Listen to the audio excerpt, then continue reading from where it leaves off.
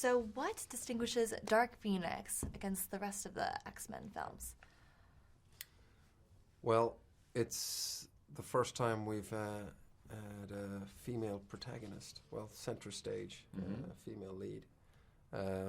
It's, I think, as you said earlier, it's everything that Simon really sort of loves about the X-Men universe in terms of the relationships and the characters, how they relate to one another. So it's a very character-driven piece. And then, of course, there is moments of great spectacle, like the opening of the film, and for sure the last act is pretty intense. And I think it's even the way he approached shooting it. You know, sort of there's not like your classic sort of epic sweeping camera shots, crane shots. I mean, they are used, but sparingly and for the right moments. A lot of it's shot handheld and camera on the shoulder, and it's very intimate. Fantastic. I'll go with that. Yeah, you're good with that. Fantastic. And then, for someone who hasn't seen an X-Men film before, how would you convince them that they can still come and see Dark Phoenix? I think this is a film that if you took all the superpowers out of it, it's about a family. It's about, they all live together. They've been living together for years. And one of the members of that family, the daughter, the sister, the wife, she is ill. She's unwell and mentally so. And it's about that family and the extended family trying to figure out how to help her or how to cope with that and how it tears that family apart from the inside. I'm going to ask the EW.com questions now. Okay. All right. Okay, gentlemen. Did you two immediately have chemistry when you first met each other on First Class? We actually met each other almost 20 years ago on Band of Brothers.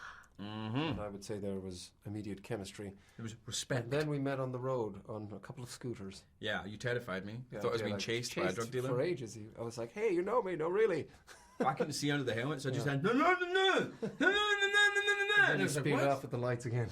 It's me, it's Fassbender. I was like, oh, dude.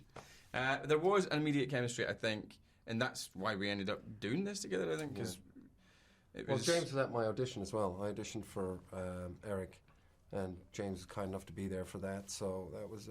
it felt very natural. There was scenes in the when we were filming that were kind of like two guys shooting the shit about who they love and the people they're in love with, and it did feel very comfortable and very just like a couple of guys, which I think ended up working. That's amazing, and that brings me to my next question. Where are Eric and Charles in terms of their relationship in this film?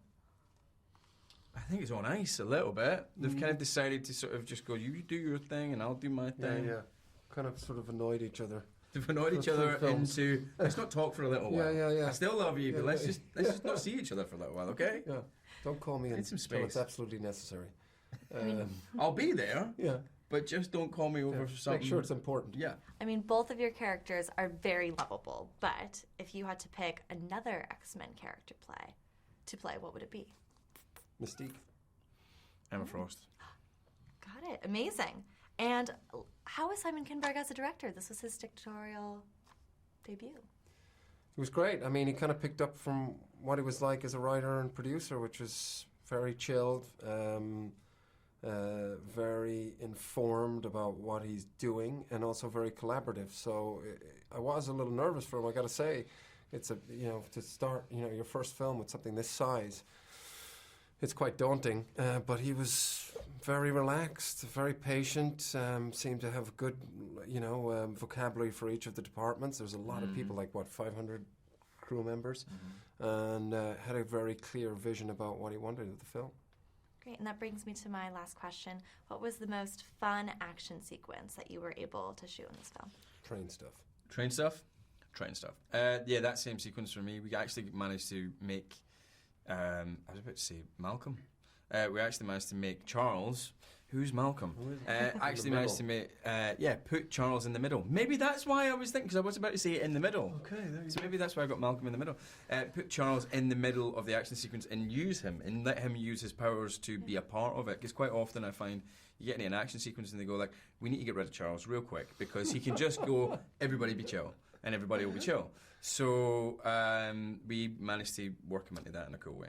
Amazing. So was that your favorite memory then in the shooting process of this film? No. No? No.